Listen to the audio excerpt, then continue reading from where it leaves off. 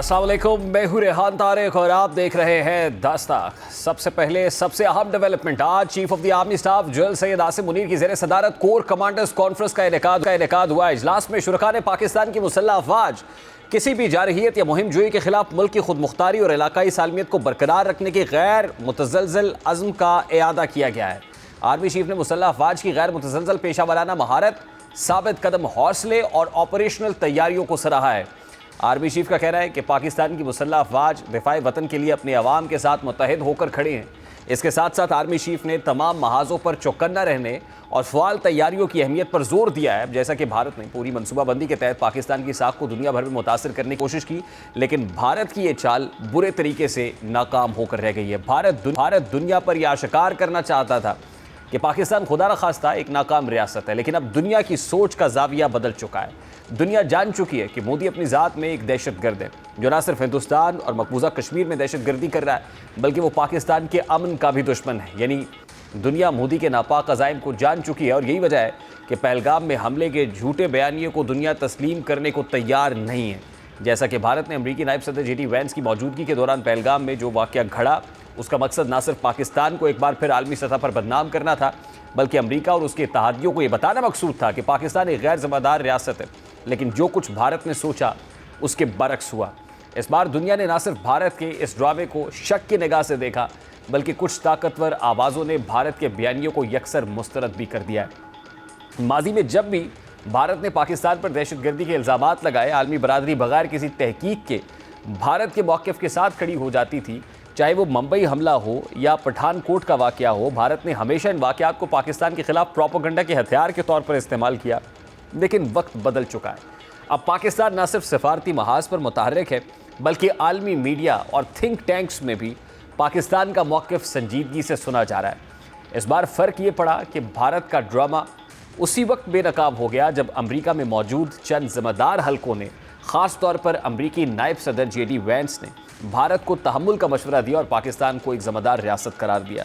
इस बयान ने न सिर्फ भारत की झूठी कहानी की बुनियादें हिलाकर रख दी हैं, बल्कि ये पैगाम भी दिया है कि दुनिया अब सिर्फ इल्ज़ामात पर फैसले नहीं करेगी, सबूत मांगेगी और मामले को गैर जानिबदारी से देखेगी। अब देखा जाए तो JD वैंस का बयान कोई मामूली बयान नहीं है। ये उस वक्त सामने आया जब भारतीय मीडिया, भारतीय सियासतदान और यहाँ तक कि कुछ बैनुल-अक़वामी हल्के भी पाकिस्तान को साजिशी जाल में फंसाने की तैयारी कर रहे थे।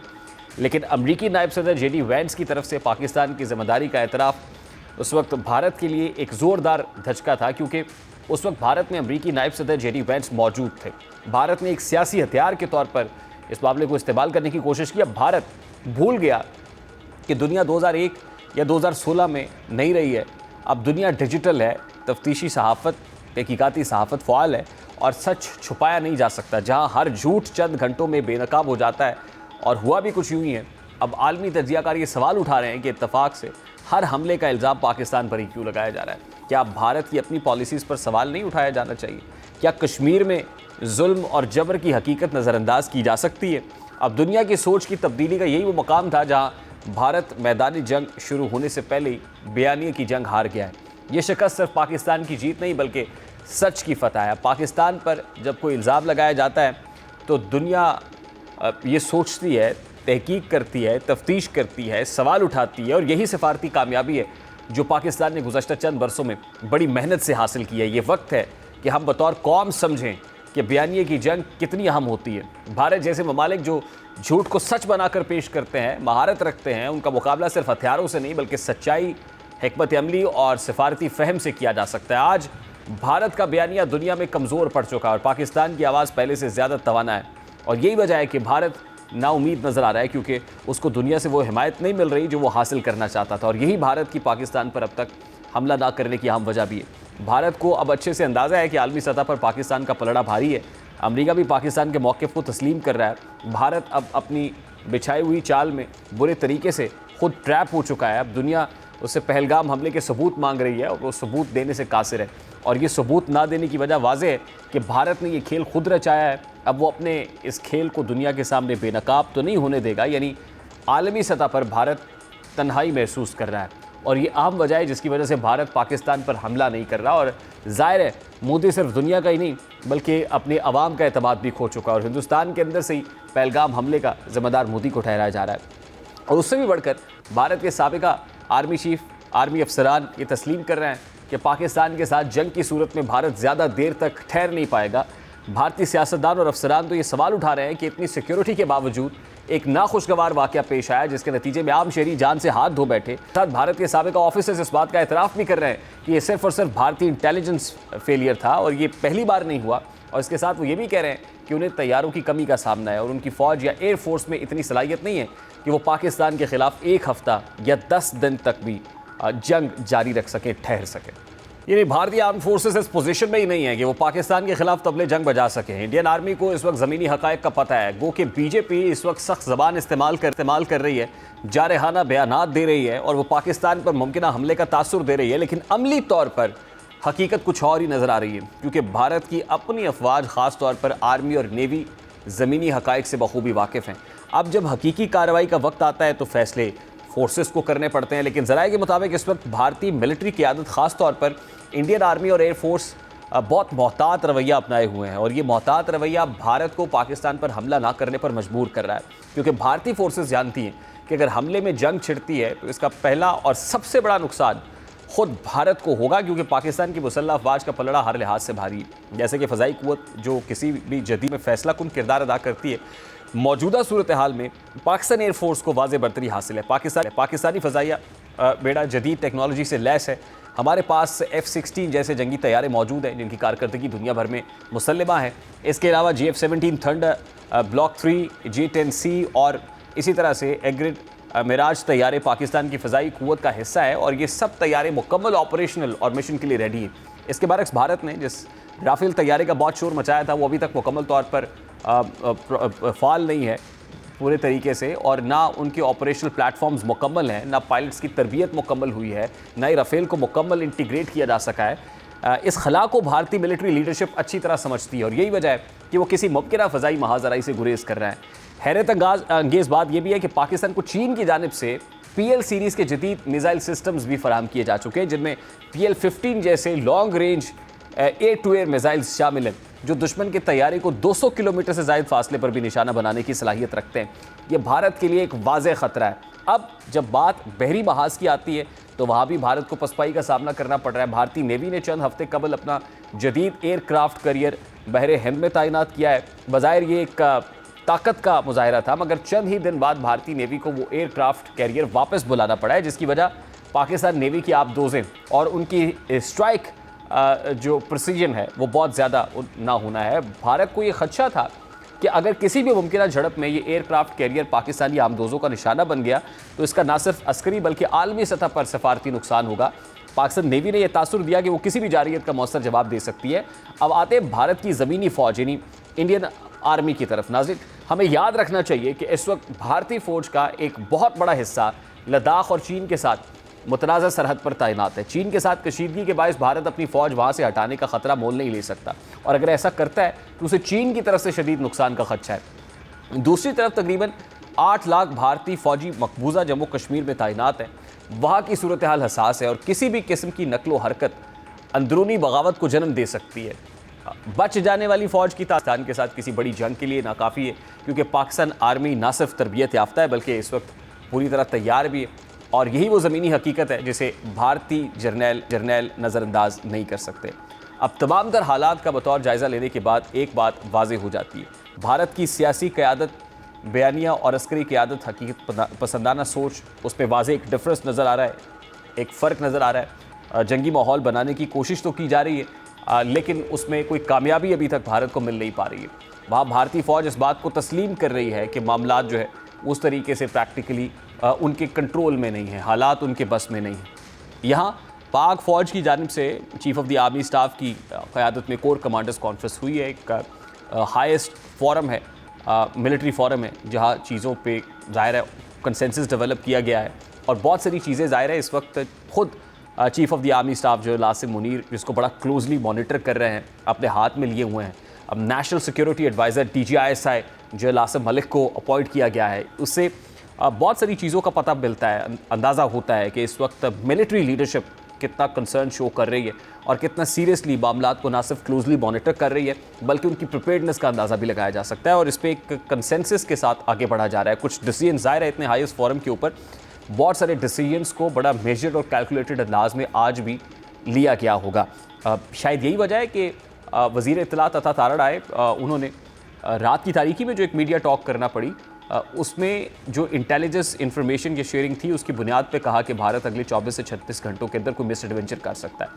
और पता चलता है कि उस दिन भी चंडीगढ़ से राफेल तैयारों ने उड़ान भरी थी और जिस वक्त वो वहाँ से टेक ऑफ करने को तैयार थे तो चंडीगढ़ से जब ये टेक ऑफ करने के लिए तैयार हुए थे तो उस वक्त हमारे एयर ट्रैफिक कंट्रोल सिस्टम को पता चल गया था कि क्या होने, और फिर कितने चौकन्ना अंदाज के अंदर पाकिस्तान ने जब उसको रिस्पॉन्ड किया और उनके वहाँ से जो स्टाफ को कैरी करते हुए प्लेन्स आ रहे थे उनको फ़ज़ा के अंदर ब्लॉक किए रखा। ऐसा नहीं कि कुछ सेकंड्स के लिए बल्कि चंद मिनट्स के लिए जब ब्लॉक किया तो उनको उल्टे कदम पसपाई इख्तियार करते हुए वापस लौटना पड़ा। और यही वजह है कि अब दोबारा ऐसी हरकत करने से ज़ाहिर है अगर ऐसा होता है तो बहुत सोच समझ के बहुत फोंक के कदम रखना पड़ेगा भारत को, और शायद यही वजह है कि वो डिले आ रहा है। अब इस वक्त ज़ाहिर है इस जो हमारे यहाँ एक कोर कमांडर्स कॉन्फ्रेंस हुई है, हम क्या फ़ैसला ले रहे हैं और भारत की जानिब से जो मिस एडवेंचर है उस हवाले से क्या मामलात जो है वो किए जा सकते हैं। इस ब्रेक लेते हैं, क्विक शॉर्ट ब्रेक लेते हैं, ब्रेक के बाद वापस आएंगे, इस सारी सिचुएशन को एनालाइज करने की कोशिश करेंगे। इस ब्रेक के बाद हमारे साथ रहिए।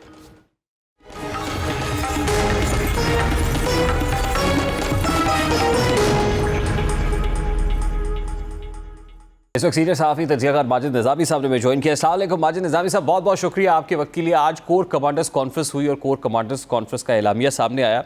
How do you see this कि पाकिस्तान में chief of the army staff जो आसिम मुनीर की ज़ेर सदारत एक दायरा एक हायर फोरम है जिसका इजलास मुनक्किद किया गया, और ये वक्त बड़ा इंपॉर्टेंट है, बड़ा क्रूशल है जिस वक्त फ़ौज की हाई कमान सर जोड़ के बैठी हुई है। पता ये चल रहा था 24 से 36 घंटे जब जिस वक्त वज़ीर इत्तलात आए बताया गया कि बड़े अहम है, भारत मिस एडवेंचर कर सकता है। अब क्या गेज कर रहे हैं हम इस वक्त? What is the news out from the centre? जी बहुत शुक्रिया। मेरे ख्याल में भारत को एक रिस्पॉन्सिबल स्टेट होने का सबूत देना चाहिए, और पहलगाम इंसिडेंट के हवाले से जो भी उनके पास क्रेडिबल एविडेंस है ये जो भी उनकी इन्वेस्टिगेशन है, अगर उसमें कुछ ऐसा मामला निकलता है तो वो डेफिनेटली शेयर किया जाना चाहिए। लेकिन उससे पहले इस तरह एक जंगी माहौल पैदा करना और उसके साथ साथ तो ऐसे ममालिक के जिनके पास एटम बम मौजूद है उनके दरमियान इस तरह की कशीदगी मेरा ख्याल है किसी के फायदे में नहीं है। और इसीलिए हम देख रहे हैं कि आलमी दुनिया के अंदर इस चीज का एहसास भी मौजूद है। मुख्तलिफ सफारतकारों के, वुज़राए खारजा के आपस में राब्ते हो रहे हैं और ये सोचा जा रहा है कि इस सारी चीज को किस तरह से डिफ्यूज किया जाए और डी एस्केलेशन की तरफ जाया जाए, मामला जो है वो अब या कशीदगी का शिकार ना हो। तो ऐसे माहौल में मेरा ख्याल है कि एक रिस्पॉन्सिबल स्टेट होने का जो रवैया है वो अपनाना चाहिए। और इसमें चूंकि पाकिस्तान एक रिसीविंग एंड पे है और उसको अपने डिफेंस के मसाइल का सामना होगा, तो वो डेफिनेटली एक बेहतर जवाब देंगे और उसकी प्लानिंग कर रहे हैं।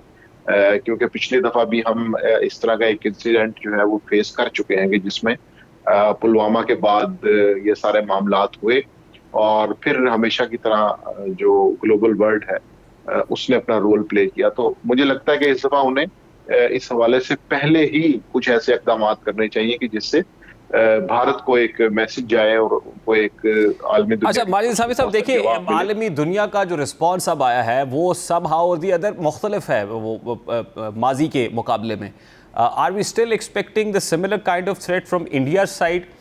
जिस मिस एडवेंचर की बाज़गश्त है, आपको लगता है कि इंटरनेशनल कम्युनिटी के रद्द-ए-अमल के बाद और फिर ज़ाहिर अमेरिका का रिस्पांस बड़ा इंपॉर्टेंट है और कुछ इस्लामिक कंट्रीज़, तो आपको लगता है कि similar kind of threat is awaited from India side? देखिए ये इम्पोर्टेंट पॉइंट इसलिए है कि इंडिया में जितनी हाइप क्रिएट हो गई है और जिस तरह से पॉलिटिकल लीडरशिप ने इस चीज को हाईलाइट किया है और मैन्युपुलेट किया है, तो उसके बाद ऐसा नहीं लगता कि वो सिंपली डी एस्केलेट कर जाएंगे। उन्हें अपनी फेस सेविंग के लिए, आवाम को दिखाने के लिए कुछ ना कुछ वो ऐसी कार्रवाई करने की कोशिश करेंगे। इसीलिए हमने देखा है कि आज़ाद कश्मीर में जो मदारिस हैं उनको छुट्टियां दे दी गई हैं, क्योंकि खदशा ये भी जाहिर किया जा रहा था कि किसी भी मदरसे को टारगेट किया जा सकता है और बाद में ब्लेम किया जाए कि यहाँ पे कोई मिलिटेंट्स का ट्रेनिंग कैंप था। तो इस तरह की खदशात तो बिल्कुल मौजूद हैं आलमी दबाव के बावजूद। उसकी वजह ये कि भारत को अपने लिए जब एग्जिट चाहिए होगा तो उसके लिए कोई स्ट्रेटेजी उनके पास नहीं है, क्योंकि वो मामलात को इस हद तक संगीनी की तरफ ले जा चुके हैं कि उन्हें अपने आवाम को दिखाने के लिए या अपने सिस्टम को मुतमईन करने के लिए कुछ ना कुछ ऐसी कार्रवाई करनी पड़ेगी जिसके जवाब में फिर पाकिस्तान की तरफ से भरपूर दिफा किया जाएगा।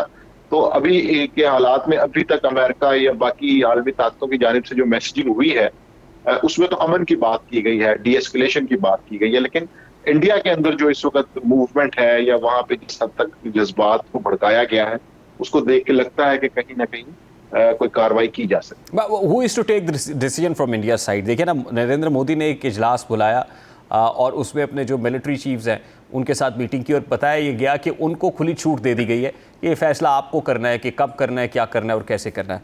तो आपको लगता है कि अब ये सिर्फ इंडियन जो फोर्सेस हैं ये उनके पास कंट्रोल है, इख्तियार है, या स्टिल नरेंद्र मोदी और उनकी कैबिनेट के पास इख्तियार है कि उन्होंने ग्रीन सिग्नल देना है उस इजलास के बाद? देखिए, ये तो एक पॉलिटिकल बयानबाजी होती है, लेकिन मैं समझता हूँ कि जब फैसला किया जाता है तो उसमें हिंदुस्तान के वज़ीर-ए-आज़म का रोल बड़ा कलीदी होगा और हमारे सामने तीन इंपॉर्टेंट चीजें। एक तो ये है कि इंटरनेशनल बॉर्डर है कि जिसके दोनों तरफ जो है वो पाकिस्तान और भारत मौजूद है। उसके ऊपर कोई ऐसी हरकत होती है तो वो तो बिल्कुल एक्ट ऑफ वॉर होगा। उसके बाद फिर हमारे पास वर्किंग बाउंड्री है कि जिसमें एक साइड पे पाकिस्तान है जबकि दूसरी साइड पे डिस्प्यूटेड टेरिटरी है कश्मीर की, और फिर तीसरा हमारे पास जो फेज है वो उसमें एलओसी है कि उसके दोनों जानिब डिस्प्यूटेड टेरिटरी है। तो एलओसी और वर्किंग बाउंड्री के ऊपर तो अभी इन्होंने इस तरह की जो फायरिंग है और कार्रवाइयां हैं वो तो गाहे गाहे शुरू हो चुकी हैं। तो अगर ये इंटरनेशनल बॉर्डर की तरफ आते हैं तो फिर बहरहाल ये एक एक्ट ऑफ वॉर होगा और बड़ा उसके कॉन्सिक्वेंसेस खतरनाक होंगे। तो ये फैसला तो अजीत डोवल जो उनके मुशीर हैं, अमित शाह जो वजीर दाखिला हैं, इसी तरह जो नरेंद्र मोदी हैं उन्हीं की जानिब से ही किया जाएगा, लेकिन फेस सेविंग के लिए, पॉलिटिकल स्टेटमेंट के लिए वो इस तरह के बयान जारी देखिए, चार लोग बड़े इंपॉर्टेंट हैं एज यू जस्ट मेंशन्ड, वो अजीत डोवाल हों या फिर राजनाथ सिंह हों या अमित शाह हों या फिर नरेंद्र मोदी हों, और जाहिर है वो जो माइंडसेट है एवरीवन नोज के वो किस माइंडसेट से और कहाँ से दे हेल फ्रॉम बीजेपी, और बीजेपी का एक टिपिकल माइंडसेट है और इसीलिए बुचर मोदी कहा जाता है। तो आपको लगता है कि यहाँ इन चार लोगों के होते हुए कुछ सैनिटी प्रिवेल करेगी? देखिए, वही जो हम यहाँ पे बात डिस्कस कर रहे हैं कि वो जिस हद तक मामलात को ले जा चुके हैं वहां से बैक ऑफ करना, रीजनेबली बैक ऑफ करना उनके लिए खासा मुश्किल हो गया है। एक तो उनका जो वोट बैंक है, जो उनकी सपोर्ट है वो, दूसरा ये कि जो उनके नजरियात हैं वो, और तीसरा ये कि उनका जो दावा था कि कश्मीर में एक नॉर्मेल्सी आ गई है। ये दो तीन ऐसे पॉइंट्स हैं कि जिनको बहुत एक धचका लगा है और उसकी बुनियाद पर वो ये सारा मामला इसलिए भी करेंगे कि उन्होंने इन तीन चार पॉइंट्स को जस्टिफाई भी करना है और उनका जवाब लेना है। तो इसलिए मैं नहीं समझता कि वहां से कोई सिंपल डी एस्केलेशन हो जाएगी। अगर ऐसा होता है तो ये कोई मुआवजाती काम ही होगा।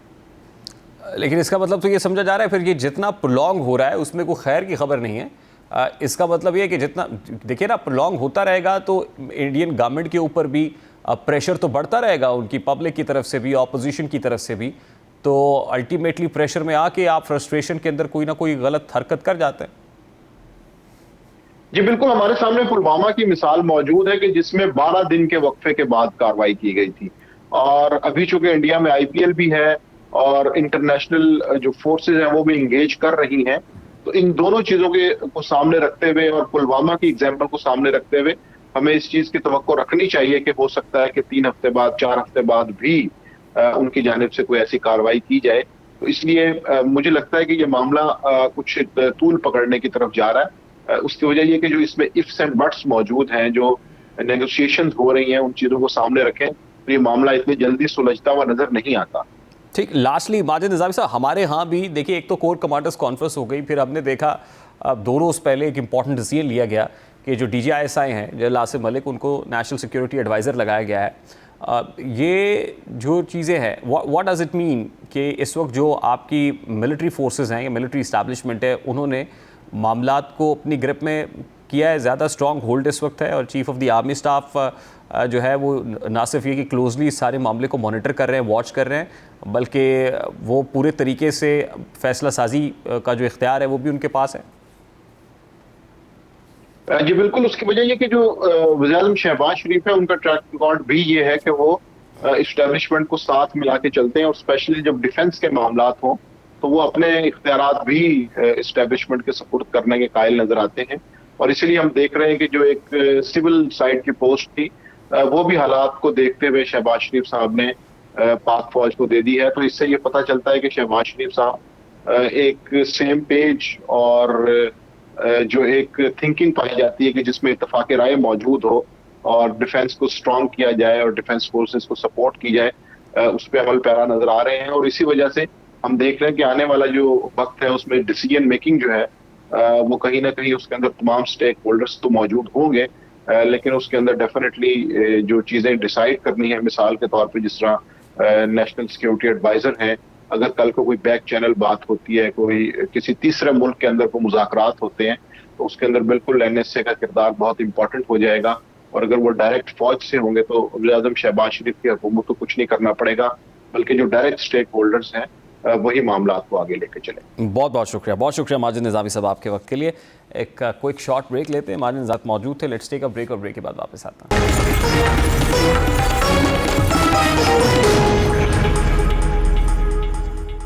इस वक्त खत्ते में बढ़ती हुई कशीदगी और भारतीय क़यादत की जानिब से जारहाना बयानात एक नए बहरान का पेश खैमा बन सकते हैं। भारत की तरफ से पाकिस्तान को सियासी, सिफारती और अस्करी दबाव में लाने की कोशिश एक अरसे से जारी है, लेकिन हालिया बयानात और दिफाई नकलो हरकत से साफ जाहिर होता है कि भारत पाकिस्तान पर जंग मुसल्लत करने का माहौल बना रहा है। मोदी हुकूमत एक बार फिर खत्ते के अमन को दाव पर लगाकर दाखिली सियासी मकासद हासिल करना चाहती है। ऐसी सूरत में पाकिस्तान के अंदरूनी हालात, सियासी अदम इस्तेहकाम और तकसीम दुश्मन के लिए तो सूदमंद हो सकते हैं। इसीलिए यही वो वक्त है जब कौमी सलामती को सियासत से बालातर रखकर मुतहदा एक हिकमत अमली, एक कंसेंसस स्ट्रैटेजी डेवलप की जाए।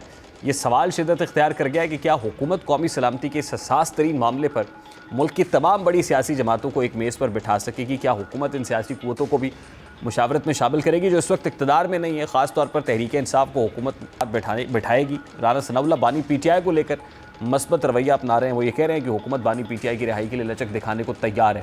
राना सनाउल्लाह साहब का जो रीसेंट स्टेटमेंट ज़रा सबसे पहले वो आपको सुनाते हैं। अब हुकूमत संजीदगी का मुजाहरा कर रही है। ये बैक टू बैक दूसरा स्टेटमेंट है राना साहब का। पहले APC से मुतालिक बात की कि हुकूमत सोच सकती है। अब रिहाई के वाले से वो समझते हैं कि PTI की अपनी गैर संजीदगी और PTI को किसी हद तक अब रिलीफ भी मिल रहा है। आज PTI के रहनुमा एजाज चौधरी को 9 मई मुकदमे में बरी किया गया है। इस तरह केस जो समात के लिए मुकर्रर नहीं हो रहा था वो भी समात के लिए मुकर्रर हो गया है। तहरीक इंसाफ भी इदारों पर तनकीद करने से फ़िलहाल गुरेज़ा नज़र आ रही है। हालिया दिनों में बानी PTI के ट्विटर हैंडल से भी पैगाम जारी हुआ जिसमें तमाम तर इख्तलाफात के बावजूद भारत के खिलाफ मुत्तहिद होने की बात कर रहे हैं। बज़ाहिर एक मस्बत मंजरनामा तो बन रहा है। अब इस पर क्या हो सकती है? शेर अफजल मरवत साहब ने ज्वाइन किया, लेकिन ये मौलाना फजल रहमान साहब का स्टेटमेंट सबसे पहले आपको सुना देते हैं। जी अस्सलाम वालेकुम शेर अफजल मरवत साहब, बहुत बहुत शुक्रिया आपके वक्त के लिए। सर, राना सनाउल्लाह साहब का स्टेटमेंट आपने सुना। वो ये कहते हैं कि हुकूमत क्या करे, बानी PTI ना खुद रिहा होने को तैयार है ना बैठने को तैयार है। ये गैर संजीदगी पाकिस्तान तहरीक इंसाफ की तरफ से। अदरवाइज़ तो राना साहब का स्टेटमेंट पहले भी ये रहा कि APC हुई और फिर ये मशरूत की गई बानी PTI की पार्टिसिपेशन से, तो हुकूमत सोच सकती है, हुकूमत ऐसा कर सकती है। फिर उन रिहाई से मुताल्लिक पूछा तो वो फिर कह रहे हैं कि ये PTI ने फैसला करना है। क्या वाकई PTI इस हवाले से एटीट्यूड नॉन सीरियस है, हुकूमत फ्लेक्सिबल है, लेकिन PTI जो है वो समझने को तैयार नहीं? बहुत शुक्रिया। आप खुद एक मंजूर साफ़ी हैं। आप हुकूमत के रवैये को भी मुलाहिदा करें और पाकिस्तान तहरीक इंसाफ और बिलखसूस खान साहब ने जो मौक़िफ़ का इज़हार किया है उसको भी मुलाहिदा करें। और आप खुद ही ये देख लें कि गैर संजीदा कौन है। यानी ऐसे वक्त में जबकि PTI जो है तमाम ज़ुल्म व जबर को भुलाकर इस कड़े वक्त में रियासत की सालमियत के लिए यकजहती की बात कर रही है, तो ऐन इसी दौरान जो है खान साहब के साथ उनके अहले खाना, उनकी बहनों, पार्टी लीडर्स की मुलाकातें फिर रोक दी गई है। अब ये वक्त है यकजहती का, और अगर आप इस तरह करेंगे तो जो लोगों के दिलों में एक मीलान खातिर पैदा हो रहा है, एक इंक्लाइनेशन है कि कौमी यकजहती हो, और यकीनन होनी भी चाहिए, पाकिस्तान को ज़रूरत है। लेकिन ये तो गैर संजीदगी हुकूमत दिखा रही है। एंड इस वक्त में भी आपको मुलाकातों पे कदगन लगाने हैं। क्या चीज़ हासिल हो सकती है सिवाय नफरत के, सिवाय तफरीक के, सिवाय इंतशार के? और एन इस वक्त में जब आप एक तरफ कह रहे हैं कि जी हम तो रिहा करने को तैयार हैं, वो रिहाई नहीं चाहते हैं, यानी कि आप तो मुलाकात तक के रवादार नहीं है। और मेरा ख्याल है हुकूमत जो है वो मामलात इनके हाथ में ही नहीं है। तो लिहाजा ये जो भी बयान दें, असल बात तो ये है कि वो अंग्रेजी का एक मकूला है, कहते हैं ना कि इंसाफ, justice should not be done alone, it must be seen to have been done. इंसाफ करना ठीक।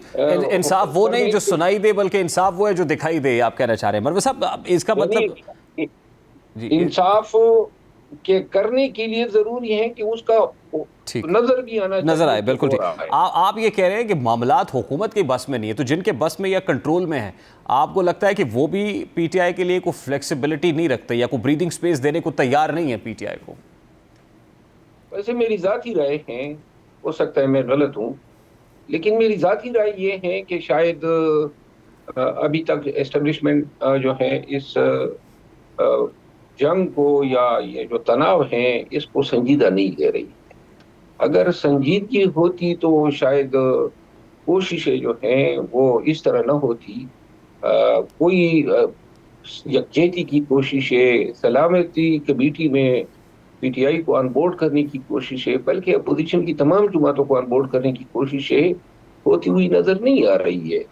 यानी कि खुदा न खास्ता अगर एस्केलेट होते हैं, हालात खराब होते हैं, तो तब कहीं जाके शायद कोशिशें हो। लेकिन फिर वक्त तो मुझे ऐसा नजर आ रहा है कि चंदा परवाह नहीं है कि पीटीआई जो है वो ऑन बोर्ड हो या ना हो।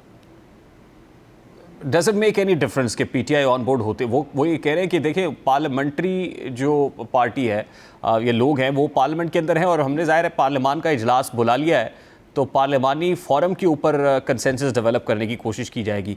आपको लगता है कि इससे मामलात ठीक हो जाएंगे, चल जाएंगे, या फिर आप भी मल्टी पार्टीज कॉन्फ्रेंस या एपीसी का मुतालबा करते हैं? मेरी तो तजवीज़ ये है कि जॉइंट सेशन बुलाया जाए पार्लियामान का, और उसमें तमाम सर्विसेज चीफ्स, सदर पाकिस्तान और तमाम हुकूमती जिम्मेदारान जो हैं वो शामिल हो, कौम के सामने रख दें, और ये वहाँ पे डिबेट हो। और मेरा ख्याल है कि जब तमाम पार्लियामान इस पे इत्तेफाक करेगी तो इंशाल्लाह इसके दूर रस असरात जो हैं वो मुरतब होंगे, और पाकिस्तान में इत्तेफाक और इत्तेहाद की तरफ ये एक संग मील साबित होगा। ठीक। अच्छा, कतर नज़र मौजूदा मारूजी हालात से मरवे साहब, कुछ लोगों ने पाकिस्तान तहरीक इंसाफ साइड से इस्टेब्लिशमेंट के साथ ब्रिज का रोल प्ले करने या हालात को बेहतर करने की कोशिश की कि जी हम बात करना चाहते हैं, खान के लिए नहीं मुल्क के लिए करना चाहते हैं। तो आपको लगता है इससे देख के तो ये साफ जाहिर होता है कि शायद वो कोशिशें भी कारगर साबित नहीं हो सकें? मेरा ख्याल ये है कि चाहे पीसीओ लोग एस्टेब्लिशमेंट के साथ मामलात ब्रिज करने के लिए कोशिश करें, लेकिन एस्टेब्लिशमेंट जो है बात सिर्फ उनके साथ करेगी जिनके साथ ये बात करना चाहते हैं। और वो किन से बात करना चाहते थे? मेरा ख्याल है कि ये उन लोगों से बात करना चाहेंगे जिनसे इनकी शायद तवक्को हो कि अगर मामलात पे पाते हैं तो गारंटीज की एग्जीक्यूशन में जो है वो मुखलिस रहेंगे। तो सर ट्रस्ट डेफिसिट हुआ ना, फिर वो कोई गारंटर मिल ही नहीं रहा ऐसा कि जिस पे यकीन किया जा सके। जो भी आप कहते हैं, लेकिन मेरा ख्याल ये है कि ये डील की जो बातें कर रहे हैं, मामलात थोड़े उससे ज़्यादा हैं। खान, मेरा ख्याल है कि जब उस वक़्त डील नहीं कर रहा था जब खान को शायद ज़रूरत होती, तो अब खान से ये तवक्को करना कि सिर्फ अपनी आज़ादी पे जो है वो मान जाएगा, ठीक, ये मेरा ख्याल है बहुत कम है। और चंद चीज़ें जो हैं वो सेटल होनी होगी। और जहाँ तक पीटीआई या खान के लिए गारंटर जो हैं उनका ताल्लुक है, इस हवाले से दिसंबर में जो पेशरफ्त हुई थी, अगर मामलात वहीं से दोबारा शुरू किए गए हैं, क्योंकि जहाँ तक मुझे इल्म है बैकडोर उन्हीं लोगों के साथ बातचीत हो भी रही है, और पीटीआई का जो रवैया सामने आ रहा है, जो खुशाइंद है, और खसूसन सोशल मीडिया की पॉलिसी, वो इस चीज़ की निशानदेही कर रही है कि जो मामलात 60 दिन के लिए तय हुए थे, और अब शायद ये जो जंग की सूरत हाल है, इसने मैंने एक और प्रोग्राम में कहा था कि पीटीआई के लिए शायद थोड़ी सी ब्लेसिंग इन डिस्गाइज बना दी है, क्योंकि चाहे वो संजीदा हो या ना हो, लेकिन अगर वो गैर संजीदा भी हैं, तब भी जो है इनको इदराक नहीं है कि मामलात में पीटीआई की और अपोजिशन के रहनुमाओं की शमूलियत जो है वो पाकिस्तान के अवाम के माबैन इत्तेहाद व इत्तेफाक के लिए इंतहाई ज़रूरी है। बिल्कुल ठीक है मरूफ साहब, I have to take a very quick short break here. बहुत बहुत शुक्रिया शेर अफजल हमारे साथ मौजूद थे। Let's take a very quick short break के बाद आते हैं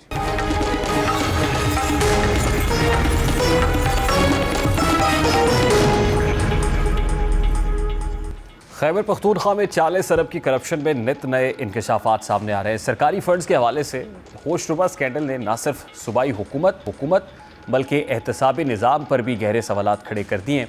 अब मज़ीद इंकशाफात में ये बात सामने आई है कि माली साल 2023-24 के दौरान ऑडिट डिपार्टमेंट की जानिब से की गई छान पटक में ऐसे हक़ाइक़ सामने आए हैं जो ये जाहिर करते हैं कि सूबे में मालियाती शफाफियत का दावा एक धोखा बन चुका है।